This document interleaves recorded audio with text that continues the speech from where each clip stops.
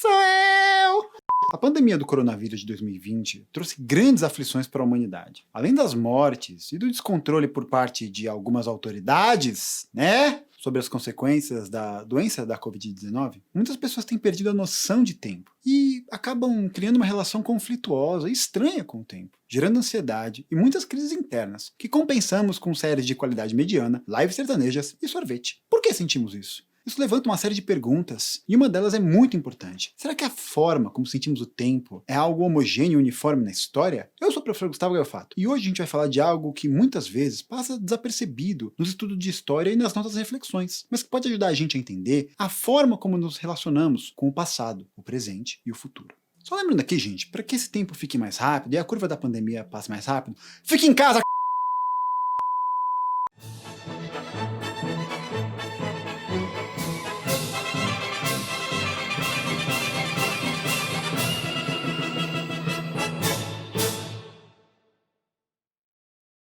O tempo é um fator biológico e físico, que a gente não tem contato diretamente. A humanidade cria representações do tempo na história, a partir de seus contatos culturais e de suas vivências dentro daquele ambiente que está instalado. Por isso é importante perceber que a forma como as sociedades encaram o tempo muda drasticamente de um local para o outro. Um exemplo legal para a gente entender essa dimensão é de que diversas civilizações usam diferentes formas de medir o tempo, e o calendário é uma delas. O calendário islâmico, o calendário cristão, o calendário judaico, o calendário indiano, o calendário chinês, o calendário maia, enfim, tem várias formas de percepção e formas diferentes de se lidar com o tempo, o que mostra pra gente que o tempo ele não é uma parada que é palpável, né? Ele não é uma coisa que a gente tem um certo controle, ele é algo que a gente interpreta a partir das condições que a gente está inserido. E, geralmente, sociedades ligadas a deuses e elementos naturais criam uma forma de conceber e entender o tempo de um jeito cíclico, ou seja, os eventos e processos que aquele mundo passa são independentes das vontades e das ações humanas, repetindo-se dentro de um contexto de eternidade sem fim. Eternidade sem fim.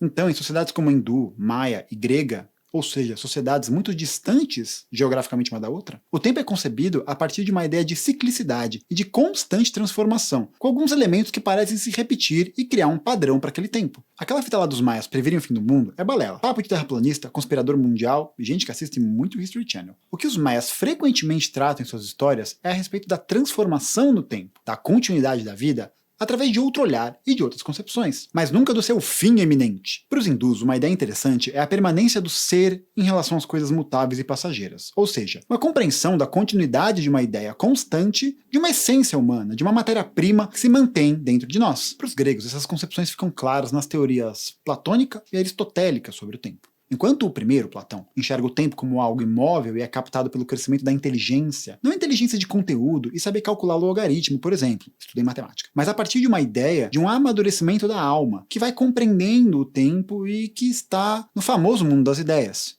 numa eternidade que os humanos não conseguem perceber ou tocar. O tempo está ali. Para o Aristóteles, a fita era diferente. O tempo está ligado, essencialmente, ao movimento dos corpos. 1, 2, 3.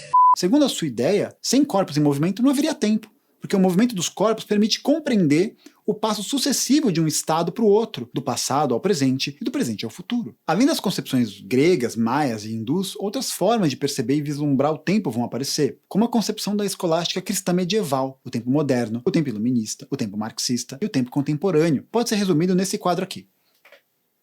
Os romanos vão enxergar um tempo sob uma outra ótica, um pouco mais humilde e mais conectado com as atividades...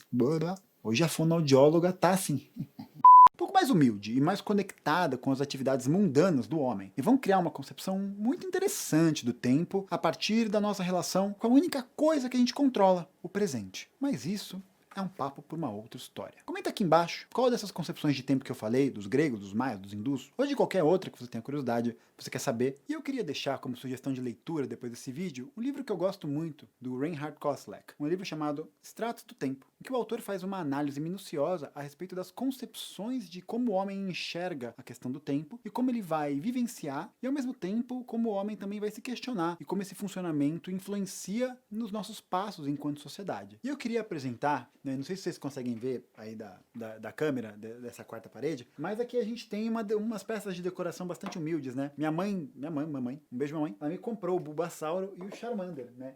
E eles estavam felizes, mas faltava um membro do grupo. Se você falar o Pikachu, você errou, porque quem veio compor esse time de estrelas é o Squirtle, gente. Ele é bonitinho, olha como ele é cabeçudo. E agora ele vai ficar aqui, ó, no meio dos dois. E aí um monte de gente vai vir me perguntar, mas por que você não tem o Pikachu? É bem simples, gente. O Pikachu é um Pokémon superestimado ao limite. Ele não consegue passar do primeiro ginásio. Ele ganha do Brock, do Onix do Brock, porque dá uma treta lá na fiação do ginásio, ativa o alarme de incêndio, o sprinkler lá de água começa a cair, o Onix morre. Morre não, ele é derrotado porque tá chovendo aguinha. E aí o Pikachu vai lá e dá um choque nele porque tá chovendo aguinha. Então o cara pegou ali e se aproveitou do momento. Mano, é isso. O Pikachu... É legal tal, mas não tá nesse panteão dos 3 iniciais. Comenta aí qual desses pokémons você escolheria primeiro na sua jornada e por quê. Quero muito saber. E por que a resposta correta é... Bulbasaur. Charmander, cara. Que isso? Bulbasaur. Não, gente, não. Ganha nos 2 primeiros ginásios. E daí? E daí que você tem tempo de treinar todos os outros, porque ele não precisa chegar no nível 57 antes do Brock. É verdade. Sabia que minha mãe passou pra mim na floresta de Viridiana, quando eu tinha 6 anos, no Pokémon? Porque eu não sabia passar. Porque eu ficava naquela florestinha e aí não tinha uma portinha. Você tinha que avançar rumo ao vazio. Eu não sabia. Aí um dia avançou. Só que eu treinei o meu... E aí eu virei meu Charmander Charizard naquela floresta. Vocês têm noção de quanto... ele não me obedecia. Eu joguei muito tempo naquela desgraça. Eu vi muito Caterpie. Quando eu cheguei aqui era tudo Caterpie.